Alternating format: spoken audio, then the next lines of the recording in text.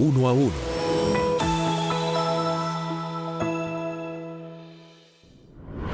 Hola, bienvenidos a Uno a Uno. Yo soy Ramiro Avendaño. Hoy estamos con la senadora de Centro Democrático, María Fernanda Cabal. Senadora, bienvenida a Uno a Uno. Gracias por la invitación, Ramiro.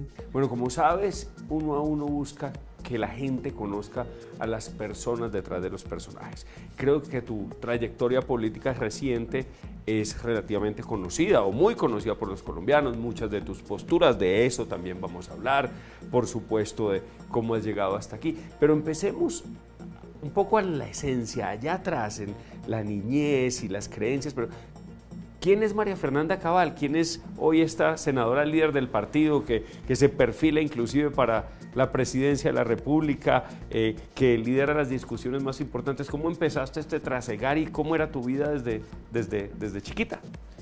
Bueno, yo nazco en Cali, en una familia donde yo siempre hago mofa de eso, que son primos entre todos muchas veces, y terminamos siendo, cuando uno viene a Bogotá se da cuenta que uno es provincia, pero es una provincia deliciosa que la disfrutamos mucho.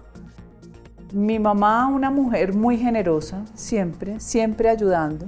Ella promovió la adopción de niños en una fundación que se llamaba Chiquitines. Siempre colaboró con niñas abusadas en el Instituto María Goretti.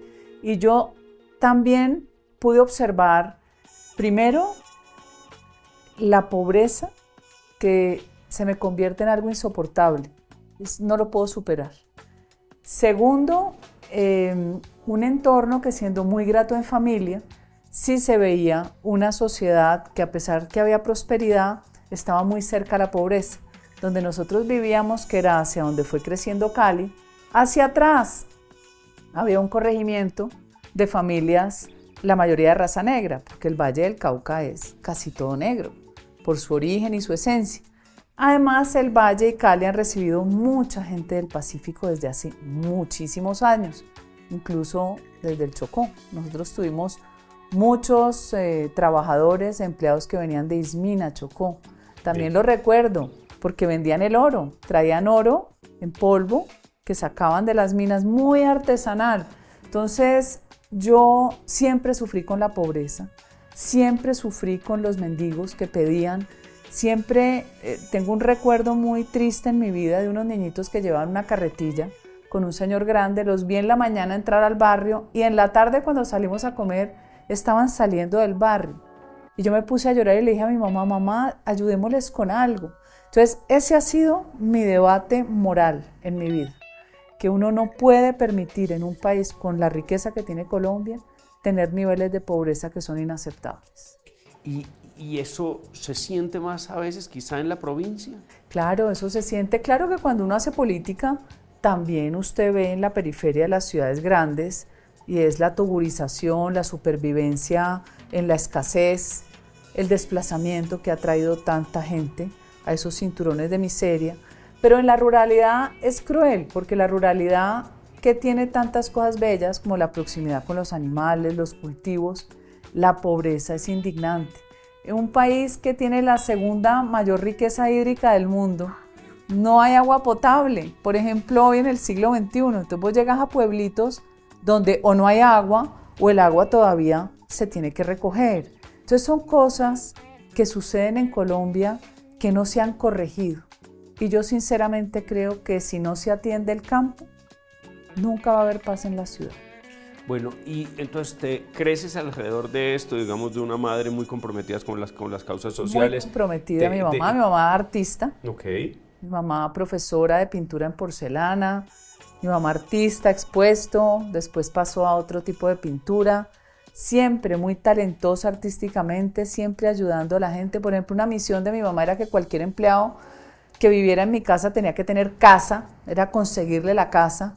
Mi mamá muy templada, ¿no?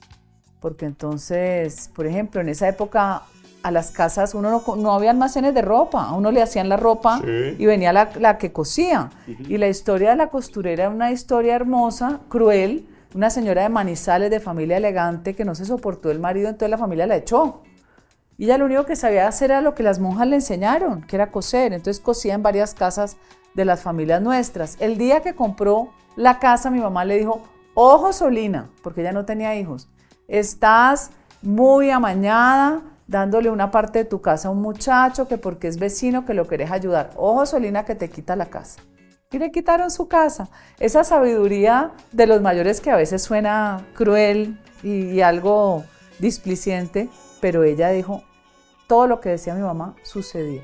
Y por el otro lado mi papá, más gocetas, más flexible, es el que me lleva a mí a enamorarme de la América de Cali. Okay. Chiquitica de 4 años, los pies me quedaban colgando. Y me acuerdo de todos los jugadores de esa época. Esa fue de las mejores experiencias de mi vida. ¿Eso eran de la época de Don Pepino? Pepino San Giovanni, claro, por supuesto, pero incluso mi papá fue fundador de la América. Bien. ¿Y a qué actividad se dedicaba él? Siempre la agricultura, la caña de azúcar. Pero mi papá tenía otra condición que era muy bacana. Nunca pagó un salario mínimo, sino por encima. Me decía, esto es demasiado poco para que la gente viva. Entonces siempre intentaba compensar eso con darle algo más. Mi papá tenía recuerdos de vida siendo el Valle del Cauca muy desarrollado comparativamente con otras regiones de Colombia. Cuando años atrás que él estaba chiquito, que la gente andaba descalza, era muy común estar descalzo. Incluso en familias más acomodadas el zapato era un lujo. Uh-huh. Ya después, cuando la sociedad viene a tener más poder adquisitivo, es que la gente se calza. Pero esa historia de los zapatos deberían recrear. Como pasó, no sé, varias novelas se hicieron buenas del Valle, ¿no? Azúcar, por ejemplo. Sí, por supuesto. Muy bien, entonces vamos a un corte de comerciales y continuamos en 1 a 1 con la senadora María Fernanda Cabal. Continuamos en 1 a 1 con la senadora María Fernanda Cabal. Senadora, entonces tú vienes a estudiar la Universidad de Bogotá y ¿cuándo empieza cuándo esta sensibilidad social se convierte en carrera? Siempre tuve una sensibilidad extrema y me tocó trabajarla, porque yo me sentía muy triste cuando veía tanta necesidad, tanta. Y uno siempre desde el lugar donde estuvo trató de ayudar. Yo me acuerdo, yo tengo recuerdos vívidos en mi memoria de una persona que nos ayudaba en la casa y tenía, por ejemplo, que hacer la primera comunión sus 3 niñitos. Y ella tendría 3º de primaria. Yo chiquita me acuerdo sumándole y restándole lo que le valían y cómo había que conseguir la plata, que si le alcanzaba, si no le alcanzaba. O sea, siempre era el afán y el afán de dar comida. Es otra cosa que a mí me ha atormentado durante mucho tiempo en mi vida. Entonces, en ese entorno donde uno tenía comodidades, siempre veías de alguna manera la pobreza. En Colombia es inevitable no verlo. Y yo decía, ¿cuál es el compromiso para sacar a esta gente adelante? Por eso para mí el trabajo de mi mamá me marcó mi vida, porque era ver a mi mamá que tenía capacidad de ayudar, que a la vez me facilitaba a mí el no sentir ese dolor, porque había una mano que se estaba dando. Y llego a Bogotá y qué ciudad tan difícil. Uno bien caleño y yo veía una ciudad fría, Bogotá era mucho más frío, distante. La gente no saludaba, uno estaba acostumbrado a saludar así si fuera el desconocido. En un ascensor usted se montaba y nadie decía ni buenos días ni buenas tardes. Era rarísimo que usted cortara la comunicación diciendo buenos días, todo el mundo me diría, ¿qué le pasa? Pero poco a poco uno se adapta a todo. Eso sí, los primeros amigos de los caleños, los costeños, ¿no? Todo lo que fuera rumba y desorden, baile y trago, ahí estábamos caleños y costeños. Se devolvieron los paisas más consentidos, que son los del eje cafetero. Esos que llegaban de Manizales o de Armenia, esos no aguantaron un semestre. El paisa sufre mucho con la comida, le hace falta su comida. Entonces ahí empecé a estudiar, también en la universidad. ¿Qué estudiaste? Ciencia política, era el sueño mío estudiar. Uh-huh. Al principio con mucha expectativa, después ya aterriza uno en el mundo real y ya menos, ya se da uno cuenta que no era la fantasía que uno quería. Pero de todas maneras fue una universidad que nos formó. Adoré a mi profesor de historia. Los Andes. Los Andes, Abelardo Forero Benavides. Ah, maravilloso. Lo adoré y yo Revivamos chiquita. Nuestra historia. Abelardo Forero y Ramón de Subiría. Ramón de Subiría, una delicia. Sí. Y como yo tenía toda la cultura de mi papá de historia, sí, él me invitaba a comer. Me invitaba a Salinas, me invitaba a su casa, ponía discos. Yo decía Abelardo liberal de faca y ponía discos de Laureano Gómez. Me regaló libros que tengo autografiados por él. Y empecé ya a entrar en la onda, entonces ya a tener mis amigas rolas, que después me las llevaba a Cali. y ya entra uno en el ambiente. Pero siempre ese sentimiento de poder ayudar a la gente permaneció, permanece y he hecho muchas cosas hoy. Bien, y bueno, terminas la universidad y ahí arrancas algo de yo política. Empiezo a trabajar antes Ajá, de la universidad porque también en mi característica es que no me gusta que me mantengan. Yo necesito valerme por mí misma, fue un reto de supervivencia. Yo empecé a trabajar en la Universidad de los Andes desde antes de graduarme en un programa que se llamó el Programa Democracia, financiado por el Fondo del Congreso de los Estados Unidos. Empecé a conocer la gente en la política y la clase política que no conocía. Y después tuve la oportunidad de viajar al exterior, gracias al jefe mío, que era Gabriel Murillo, al Departamento de Ciencia Política de los Andes. Pude viajar un año y conocer la riqueza de la democracia de los Estados Unidos, que uno no la conoce.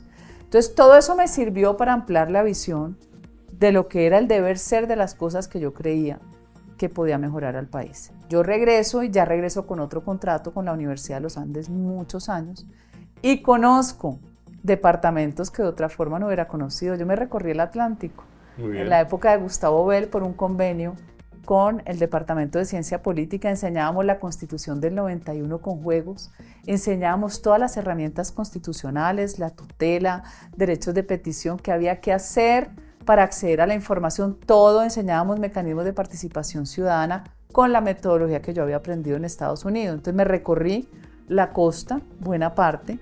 Después hicimos un convenio con el Ministerio de Gobierno, no se llamaba el Interior, y fui al Amazonas. Le enseñamos a mujeres indígenas, todavía guardo sus regalos y sus cartas.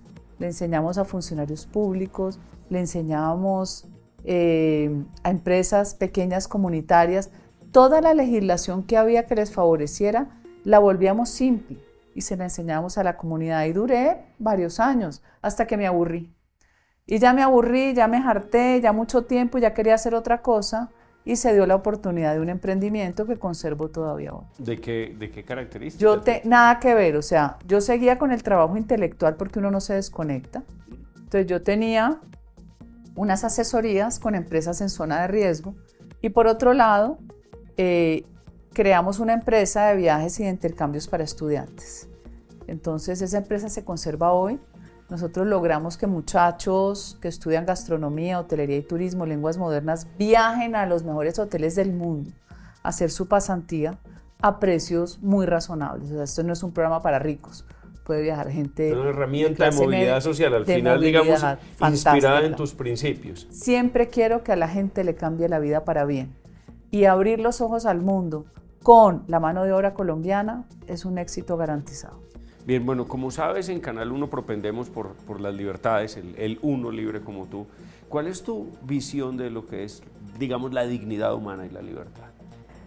La dignidad humana es una conquista a lo largo de la civilización humana, porque recordemos que las sociedades humanas a lo largo de la historia han venido de conquistas y conquistadores, de vencedores y vencidos, de ideologías, de religiones. Y así se fue formando el mundo. Nosotros somos civilización judeocristiana. Nosotros venimos de los griegos, los romanos y la herencia que nos dejó el judeocristianismo. Esa Biblia para mí es una hoja de ruta, sin fanatismo. Parte de esas conquistas, por ejemplo, que es algo que yo me cuestiono hoy, es cómo nosotros superamos una hegemonía religiosa donde la Inquisición decidía quién vivía y quién no, y a quién castigaba con la muerte. Cuando viene esa división que se genera con la reforma de Lutero y Calvino, que se cuestionan las posturas que sucedían con los papas y en el Vaticano, viene toda una revolución y cambia de alguna manera el sentido de la vida y del dinero. Para el cristiano protestante el dinero es una bendición de prosperidad. El calvinismo. El calvinismo. Sí. Para los demás, para los católicos tradicionales de aquellas épocas medievales, era casi malo tener dinero, pero sin embargo habían privilegiados. Usted sabe que todas las monarquías absolutistas europeas tenían su cardenal, todos al lado, o sea, no se movían sin su cardenal. El uso de la religión como herramienta administrativa para... Y de poder, porque usted tenía que pedir permiso. Por ese permiso fue que Enrique VIII, enamorado de Ana Bolena, decide escindir y crear la iglesia anglicana. Pero bueno, todos esos sucesos terminan dándole al mundo la capacidad de pensar en que yo tengo que ser libre en mi escogencia religiosa. No me pueden matar por eso. Y ese libre en mi escogencia religiosa lleva al deseo de la libertad de pensamiento, libertad de cultos, libertad de pensamiento y a protegerme frente a un Estado que puede acabar con mi vida.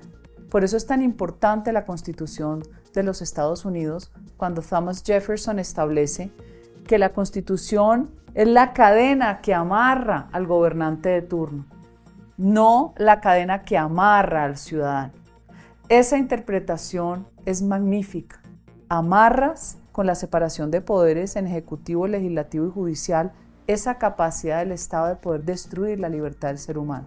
La dignidad se conquista, pero después ponemos la dignidad en reversa, porque con el ascenso del progresismo que deshace la historia y crea mitos y leyendas, empieza a contaminar el imaginario de la gente más joven que es más susceptible y empiezan a enaltecer la barbarie como bien. Entonces la dignidad humana se da la vuelta y hoy las causas justas como la ambientalista, como la misma causa animalista, excluyen al hombre porque lo vuelven un depredador. Cuando Dios nos dio el sentido de la razón para transformar los recursos naturales. Giorgia Meloni lo dijo en Viva Europa: quiero la defensa de la naturaleza pero con el hombre adentro, no el hombre afuera. Maravilloso, y creo que arrancar las discusiones desde el conocimiento de la historia, desde el pensamiento intelectual, desde utilizar lo que otros ya han construido, pues da unas bases muy importantes de verdad para procurar Sin historia no hay usted cómo poder mirar un objetivo a futuro. Entonces es una disputa entre historia y sus fuentes y la memoria, que son mitos y leyendas. Esta es la favorita de las doctrinas colectivistas, del fascismo, del nazismo y del comunismo, que crean símbolos para fanatizar a la gente. La historia verídica, veraz, es la que tenemos que recoger, aprender de lo malo que hemos hecho y de lo bueno para poder seguir generando al menos puntos de afinidad, donde sepamos para dónde vamos con Colombia. Maravilloso. Vamos a un corte de comerciales y continuamos en 1 a 1 con la senadora María Fernanda Cabal. Continuamos con María Fernanda Cabal en 1 a 1, senadora de Centro Democrático.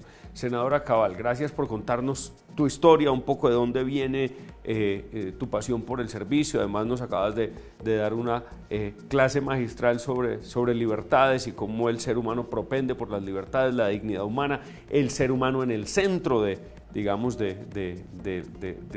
la sociedad y además, digamos, fundamentado también en los valores religiosos, digamos, del cristianismo y el judeocristianismo alrededor, ¿verdad? Que es un poco de donde propenden, por lo que propenden las libertades también.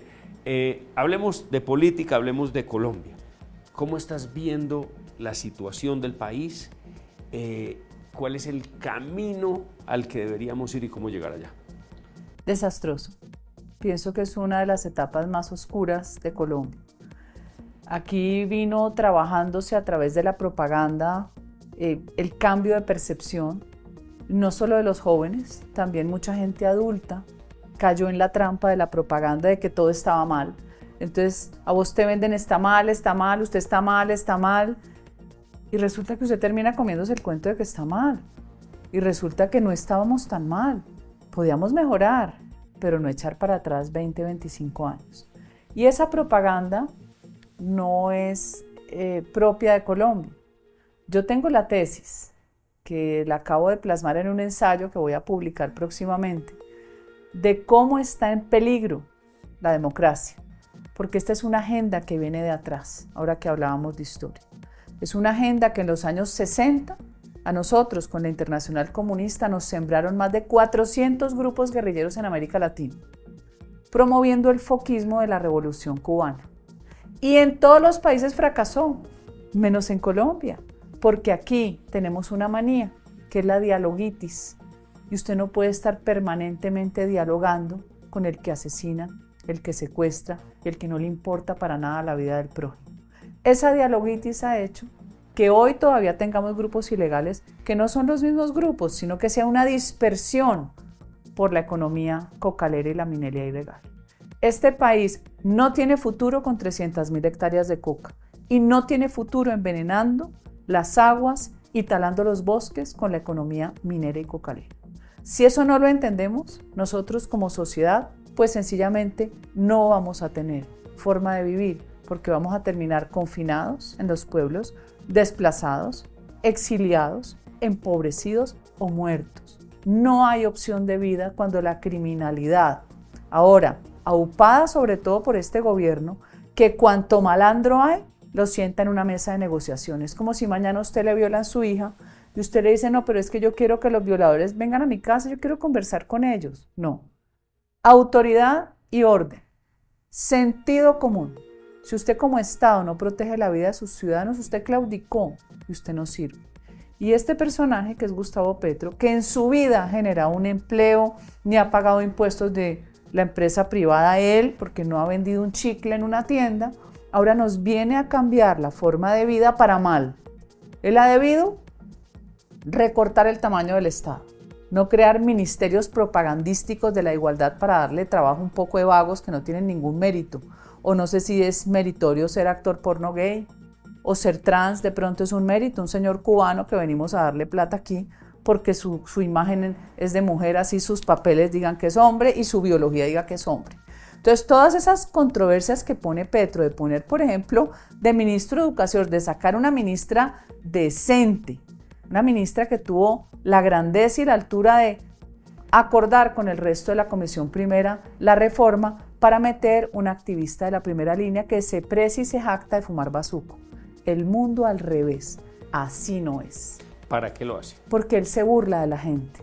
De la forma en la que lo hace Petro, está manifestándonos que no le importa a la gente, ni los niños de Jamundí que matan con bombas, menos los de Gaza con los que se gasta Holman Morris, 2.300 millones que vieron robarse el 80% de lo que dicen que se gastaron. Todo es una burla, porque él no es una persona apta para gobernar. Ni lo ha demostrado en su vida, donde triunfó como anarquista y como un político activista de extrema izquierda, porque no se puede uno olvidar de su pasado en el M-19, y que ahora exalta símbolos que traen recuerdos de dolor. Si uno no se enfrenta y se opone a eso, pues la barbarie es la que nos va a terminar gobernando. Bueno, ¿y cuál sería, digamos, un paso efectivo para evitar eso? El paso efectivo ahora es nosotros crear todos los grupos que vigilen las elecciones del 2026. Aquí tienen que haber miles, cientos de miles de personas voluntarias que no esperen un pago diciendo yo quiero cuidar la democracia y quiero cuidar mi libertad. Aquí hay que seguir enfrentando el mal, aquí hay que seguir apoyando a las Cortes, al Consejo de Estado, a la Corte Constitucional, que esperemos que no se desequilibre, porque esas son las fragilidades del mismo Estado. Aquí hay que apoyar a la Corte Suprema de Justicia, que vimos cómo la hostigaron para obligar a nombrar a la fiscal general. Entonces, a la fiscal general. Entonces, entendamos que las instituciones nos dan solidez, que la Constitución nos protege de gobiernos locos, de gobiernos criminales, que ya hemos visto los experimentos socialistas en América Latina, y que vamos a hacer acuerdos, sí, sobre lo fundamental, como decía Álvaro Gómez, acuerdos posibles, no deseos fraudulentos de que todo es gratis y que todos tienen derecho a todo, porque este es un Estado limitado y precario, pero quiere menos corrupción, achiquite el tamaño del Estado. Muchas gracias, senadora. El tiempo en televisión es muy corto. Muy interesante la tesis y yo creo que abre el espacio para muchas más conversaciones, para propender por lo que también en Canal 1 buscamos, y es las libertades, la dignidad, la sensatez, el progreso sostenible. Senadora, gracias por acompañarnos hoy en Uno a Uno. Gracias, Ramiro, por la invitación. Bueno, esto es Uno a Uno. Estuvimos hoy con la senadora María Fernanda Cabal de Centro Democrático. Yo soy Ramiro Avendaño y nos vemos dentro de 8 días. Uno a Uno.